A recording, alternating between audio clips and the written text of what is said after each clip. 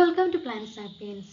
So ഇന്നത്തെ ക്ലാസ്സിൽ നമ്മൾ എടുത്തുകൊണ്ടിരിക്കുന്ന പ്രോകാരിയോട്സിലുള്ള DNA റെപ്ലിക്കേഷൻ്റെ ലാസ്റ്റ് സ്റ്റേജ് ആയിട്ടുള്ള ടെർമിനേഷൻ റിയാക്ഷൻ ആണ് ഡീറ്റെയിൽഡ് ആയിട്ട് പറയുന്നത്. ഇതിന് മുന്നേ വരുന്ന ഇനീഷ്യേഷനും ഇലോങ്ങേഷനും ഞാൻ എൻ്റെ ചാനലിൽ ഇട്ടിട്ടുണ്ട്. അത് കണ്ടതിന് ശേഷം കണ്ടിന്യൂഷൻ ആണ്, അത് കണ്ടതിന് ശേഷം മാത്രം ഈ ടെർമിനേഷൻ റിയാക്ഷൻ കാണുക. സോ ആദ്യമായിട്ടാണ് എൻ്റെ ചാനൽ കാണുന്നെങ്കിൽ ചാനൽ ഒന്ന് സബ്സ്ക്രൈബ് ചെയ്യുക, ലൈക്ക് ചെയ്യുക, ഇഷ്ടപ്പെട്ടെങ്കിൽ കമൻറ്റ് ചെയ്യാം. നമുക്ക് ജസ്റ്റ് ഒന്ന് റിവൈൻഡ് ചെയ്യാം, എന്താണ് ഇനീഷ്യേഷൻ ഇലോങ്ങേഷൻ, ജസ്റ്റ് ഒരു 10 സെക്കൻഡിൽ എന്താണെന്ന് ജസ്റ്റ് പറയാം. അപ്പം ആദ്യം ഒരു ഇനീഷ്യേഷൻ പ്രോസസ്സ് സ്റ്റാർട്ട് ചെയ്യണമെങ്കിൽ ഈ ഒരു റെപ്ലിക്കേഷൻ ഫോർക്ക് ഉണ്ടായി പ്രൈമർ ആഡ് ചെയ്യുന്നത് വരെയാണ് ഈ ഒരു ഇനീഷ്യേഷൻ എന്ന് പറയുന്ന സ്റ്റേജ്. അതിൽ കുറേ എൻസൈം സഹായിക്കുന്നുണ്ടെന്നൊക്കെ പറഞ്ഞു, ഉറീസൈറ്റിനെ കുറിച്ചൊക്കെ പറഞ്ഞു. ശേഷമാണ് ഇലോങ്ങേഷൻ. നമ്മൾ പ്രൊകാരിയോട്സിൽ ഇലോങ്ങേഷനെ സഹായിക്കുന്ന എൻസൈം എന്ന് പറയുന്നത് DNA പോളിമറൈസ് 3 ആണ്.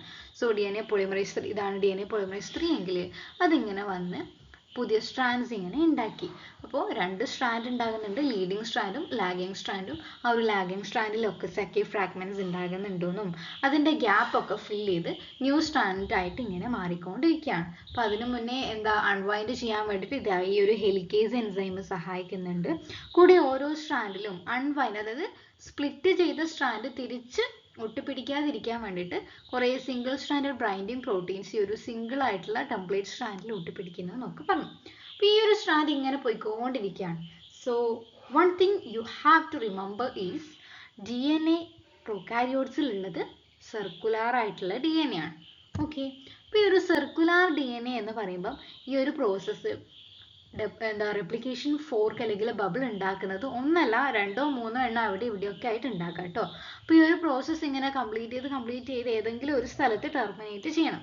അപ്പോൾ ഇവിടെ 2 ബബിൾ, ഇവിടെയും ഒരു ബബിൾ ഉണ്ടായെന്ന് വിചാരിക്കുക, ജസ്റ്റ് ഒരു സങ്കല്പിക്കുകയാണ്, ഞാൻ ഒറ്റൊന്ന് മാത്രം വെച്ചിട്ടാണ് പറയുന്നത്. അങ്ങനെ 2 ബബിൾ ഉണ്ടാകാം കേട്ടോ, എത്ര ബബിൾ വേണമെങ്കിലും ഉണ്ടാകും. അപ്പോൾ ഈ ഒരു ഡയറക്ഷനിലേക്കാണ് സിന്തസൈസ് നടക്കുന്നത്. അപ്പോൾ ഈ ഒരു ഡയറക്ഷനിലേക്ക് സിന്തസൈസ് ചെയ്ത് വരുമ്പോൾ നമ്മുടെ ഹെലിക്കേസ് എന്ന് പറയുന്ന എൻസൈം ഇങ്ങനെ അൺവൈൻഡ് ചെയ്ത് വരണം. ലാസ്റ്റ് ഇത് എവിടെയെങ്കിലും ഒന്ന് അവസാനിക്കണം അല്ലേ, എന്നാൽ മാത്രമേ ആ ഒരു ടെർമിനേഷൻ റിയാക്ഷൻ, അതിങ്ങനെ നടന്നു പോകാൻ പാടില്ലല്ലോ. ടെർമിനേഷൻ ആ ഒരു ലാസ്റ്റ് പൊസിഷനിൽ എത്തിയാൽ ടെർമിനേഷൻ നടക്കണം. ആ ഒരു ടെർമിനേഷൻ നടക്കാൻ ഹെൽപ്പ് ചെയ്യുന്ന എൻസൈമിൻ്റെ പേരാണ് നമ്മളുടെ ടെർ സൈറ്റ് എന്ന് പറയുന്നത്. ടെർ എൻസൈംസ് ആണ് ഹെൽപ്പ് ചെയ്യുന്നത്. ടെർ സൈറ്റ് എന്ന് വെച്ചാൽ ഈ ഒരു DNAയിൽ, പ്രൊകാരിയോട്ടിക് DNAയിലുള്ള ഒരു 24 ബേസ് പെയർ ആയിട്ടുള്ള ഒരു റീജിയനാണ്. അപ്പോൾ ഈ ഒരു റീജിയനാണ് നമ്മളുടെ ടെർ സൈറ്റ് എന്ന് പറയുന്നത്. പല 1, 2, 3 ടെർ സൈറ്റ് ഉണ്ടാവും കേട്ടോ. അപ്പോൾ ഈ ഒരു എൻസൈമിൻ്റെ ടെർ സൈറ്റ് ടെർ A ആണ്. ടെർ A ഉണ്ടാകാം, ടെർ C ഉണ്ടാകാം, അങ്ങനെ പല ടെർ സൈറ്റും ഉണ്ടാകാം. അപ്പോൾ 24 ബേസ് പെയറുള്ള ടെർ സൈറ്റാണ് ആ ഒരു ടെർമിനേഷൻ നടക്കുന്ന ആ ഒരു റീജിയൻ എന്ന് പറയുന്നത്. സോ ഇനി എങ്ങനെയാണ് ഈ ഒരു ടെർമിനേഷൻ നടക്കുന്നത്? അതിന് ഹെൽപ്പ് ചെയ്യുന്ന പ്രോട്ടീനാണ് ടെസ് പ്രോട്ടീൻ എന്ന് പറയുന്നത്. അപ്പോൾ ഈ ഒരു പ്രോസസ്സ്, ആ ഒരു റെപ്ലിക്കേഷൻ ഇങ്ങനെ നടന്നുകൊണ്ടിരിക്കുമ്പോൾ, ഇലോങ്ങേഷൻ നടന്നുകൊണ്ടിരിക്കുമ്പോൾ, ടെർമിനേഷൻ ആകാനാകുമ്പോൾ ഈ ഒരു ടെസ് പ്രോട്ടീൻ എന്ത് ചെയ്യും? ടെർ റീജിയനിൽ വന്ന് ബൈൻഡ് ചെയ്തിട്ട് ടെർ കോംപ്ലക്സ് ഉണ്ടാകും. ഓക്കെ, ഫസ്റ്റ് തിങ് എന്താണെന്ന് വെച്ചാൽ ഈ ഒരു ടെർമിനേഷൻ്റെ സമയത്ത് ഈ കാണുന്ന ടെസ് പ്രോട്ടീൻ എന്ത് ചെയ്യും? ടെസ് പ്രോട്ടീൻ ടെർ സൈറ്റിൽ, ടെർ A ഏത് സൈറ്റാണോ ആ സൈറ്റിൽ വന്ന് ബൈൻഡ് ചെയ്തിട്ട് ഒരു ടെർ കോംപ്ലക്സ് ഉണ്ടാകും. സോ ടെർ കോംപ്ലക്സ് എങ്ങനെയാണ്, ഈ ഒരു കോംപ്ലക്സ് എങ്ങനെയാണ് ടെർമിനേഷനെ ഹെൽപ്പ് ചെയ്യുന്നത് എന്നാണ് അടുത്ത ഡീറ്റെയിൽഡ് ആയിട്ട് പറയാൻ പോകുന്നത്. അപ്പോൾ അതിനു മുന്നേ ഒരു ടെസ് പ്രോട്ടീനിൻ്റെ സ്ട്രക്ചറിൽ 2 റീജിയൻസ് ഉണ്ട്. ഒന്നാമത്തത് പെർമിസീവ് എൻഡ് ആണ്. പെർമിസീവ് എൻഡ് എന്ന് വെച്ചാൽ എന്താ? പെർമിറ്റ് ചെയ്യുന്ന എൻഡ് എന്നാണ് അതിന് അർത്ഥം. ഓക്കെ, രണ്ടാമത്തത് നോൺ പെർമിസീവ് എൻഡ്. ഈ ഒരു കൂർത്ത അഗ്രമുള്ളതാണ് നോൺ പെർമിസീവ് എൻഡ്. അപ്പോൾ അങ്ങനെ 2 എൻഡ് ഉണ്ടെന്ന് കണക്കാക്കി വെക്കാം. നമുക്ക് വേറൊരു പിക്ചർ എടുത്ത് കുറച്ച് ഡീറ്റെയിൽഡ് ആയിട്ട് പറയാം. സോ ഈ ഒരു സൈഡിൽ കാണുന്ന ഇതാണ് നമ്മുടെ ഹെലിക്കേസ്. ഇങ്ങനെ അൺവൈൻഡ് ചെയ്ത് വരികയാണ്. അപ്പോൾ നമ്മുടെ റീജിയൻ ഇവിടെയാണ് ടെർ സൈറ്റ് എന്ന് പറയുന്നത്. ഈ ഒരു ടെർ സൈറ്റിൽ ആര് വന്ന് ബൈൻഡ് ചെയ്തിട്ടുണ്ട്? ഇതാണ് ടെർ സൈറ്റ്. ഈ ഒരു ടെർ സൈറ്റിൽ നമ്മളുടെ ടെസ് പ്രോട്ടീൻ വന്ന് ബൈൻഡ് ചെയ്ത് ടെർ കോംപ്ലക്സ് ആയിട്ട് മാറി. സോ ഹെലിക്കേസ് ഇങ്ങനെ വന്ന്, ഹെലിക്കേസ് സ്റ്റോപ്പ് ചെയ്യണം അല്ലേ?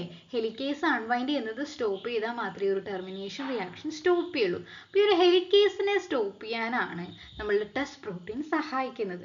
ഈ ഒരു ടെസ് പ്രോട്ടീൻ എങ്ങനെയാണ് സഹായിക്കുന്നതെന്ന് വെച്ചാൽ, ഈ ഒരു ടെസ് പ്രോട്ടീൻ ഉള്ള റീജിയണിൽ മെയിൻലി സൈറ്റോസിൻ ഉള്ള റീജിയൻ ആണ്. ഇവിടെ ഇങ്ങനെ കുറേ നൈട്രജൻ ബേസ് വഴിയാണല്ലോ ബൈൻഡ് ചെയ്തിട്ടുണ്ടാവുക.